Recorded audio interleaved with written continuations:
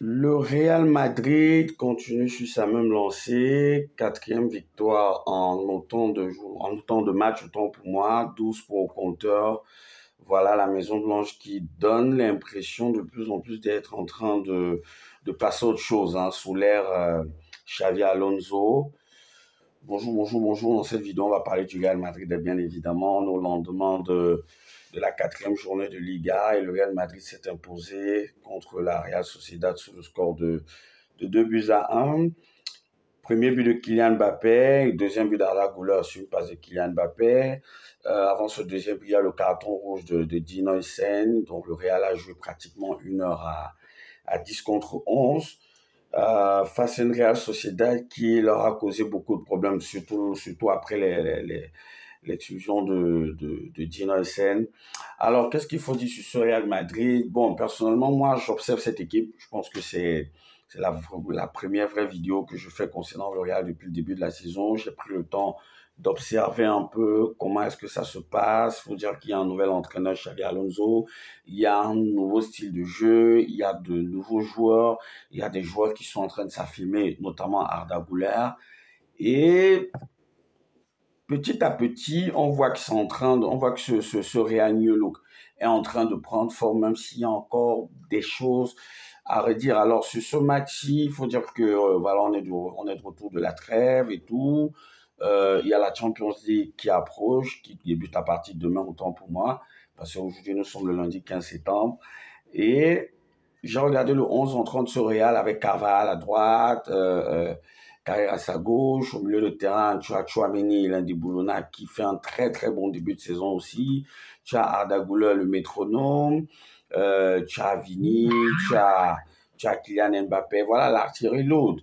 Et ce qui me marque le plus sur cette équipe, sur les 4 premiers matchs qu'elle a joué jusqu'à présent, c'est surtout l'aspect défensif. Alors, c'est vrai qu'il y a encore des choses à redire.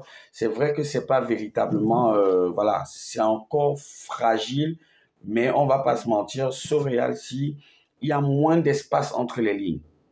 Ça, c'est la première chose qui me frappe. Il y a moins d'espace entre les lignes et du coup, ça fait en sorte que les joueurs du Real ont moins de courses. L'année dernière, on se rendait compte que voilà, le Real était une équipe coupée en deux. Cette fois-ci, c'est plus compact. Ça permet notamment à des joueurs comme Tchouaméni d'aller au duel. Ça permet aux joueurs de couloir qui peuvent être Rodrigo, Vinicius, Brahim Diaz, Mastantuono, d'avoir moins de courses à faire pour retourner prendre le ballon. Ça permet de récupérer le ballon le plus rapidement possible aussi. Ça, c'est l'art du contre-pressing. Et ça donne une meilleure assise défensive à ce gars. Du coup, les défenseurs centraux sont moins exposés que par rapport à l'année dernière. C'est vrai que c'est encore en rodage. C'est vrai que c'est encore perfectible. Surtout qu'il faut véritablement, pour que ça marche vraiment, il faudrait que les trois de devant, notamment Kylian Mbappé, s'investissent davantage sur le plan défensif. Après, on va toujours faire ce reproche à Kylian Mbappé défensivement. Voilà, il fait pas les efforts. Là, sur les 4 matchs qu'il a joué jusqu'à présent, je constate qu'il fait des efforts. Il empêche la première relance, il essaie de gêner les premières passes et tout.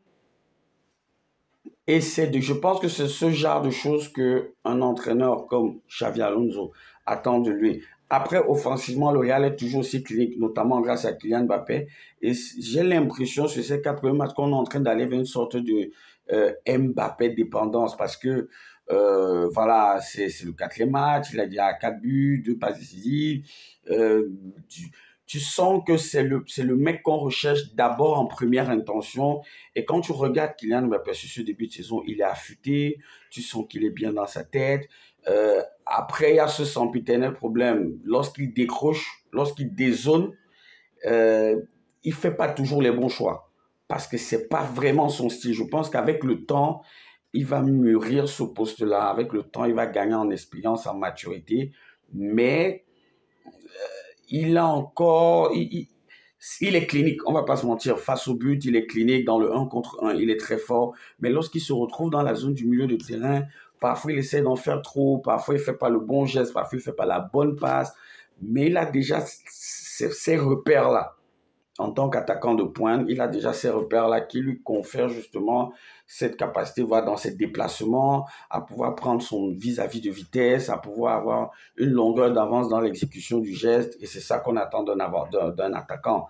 Maintenant, dans cette rencontre, euh, voilà, la Real Sociedad, une fois qu'elle s'est retrouvée en supériorité numérique, a voulu très vite tuer le match, mais si elle est mal prise parce que tactiquement, elle a laissé des espaces derrière, espaces qui ont été exploités à chaque fois que le Real prenait le ballon par Kylian Mbappé, qui est un bouffeur d'espace. Ça, on le sait déjà, on ne va pas revenir là-dessus. Après, le Real a terminé de manière assez poussive parce que euh, il fallait, voilà, ils ont bétonné, hein, voilà, on a fait entrer à la barre, on a fait entrer, voilà, on a fait entrer des joueurs purement défensifs pour fermer la boutique et tout. On a fait entrer Trent Alexander-Arnold aussi.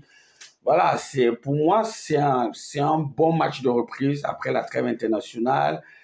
C'est un bon match de préparation aussi pour la Ligue des Champions qui arrive de plus en plus, parce que je dis ça, c'était le quatrième match de Liga. De plus en plus, on voit des automatismes se créer. De plus en plus, on voit une certaine assise défensive, même si je le rappelle encore, c'est encore fragile. Si aujourd'hui le Real joue contre le Barça ou contre le Bayern, ils vont avoir beaucoup de problèmes. Ça, on va pas se mentir. Mais, il y a un mais, faut pas oublier que Jude Bellingham n'est pas là. C'est très important à rappeler. Jude Bellingham n'est pas là et on sait qu'avec l'anglais, il y aura plus de volume de jeu au milieu de terrain, il y aura plus d'impact physique au milieu de terrain, il y aura plus de projection vers l'avant parce que lui, c'est un milieu de terrain box-to-box. Arda Güler ajoute la petite touche technique. C'est bien parce que, voilà, le Real en avait besoin parce que quand tu regardes les milieux de terrain, Ceballos, Tchouaméni, Camavinga, il joue plus sur la latéralité. Arda Güler, lui, c'est le mec qui prend le ballon, qui peut te casser une, deux lignes avec la passe, qui peut te casser une, deux lignes, balle au pied et qui crée le danger à l'entrée de la surface, qui termine aussi les actions.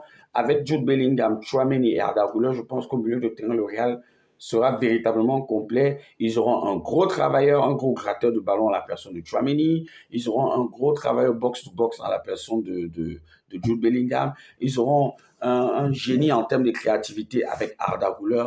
Et je pense qu'avec ça, sur les côtés, si les trois de devant, c'est-à-dire Vini, Mbappé et éventuellement Mastantuono, font les efforts défensifs au moins jusqu'au milieu de terrain, ce Real de Madrid, il pourrait être véritablement dangereux et Xavi Alonso aura la pleine mesure de ses moyens. Après, je constate que Trent Alexander-Arnold joue pas trop, c'est Cavani qui joue, c'est bien aussi pour la concurrence opposée.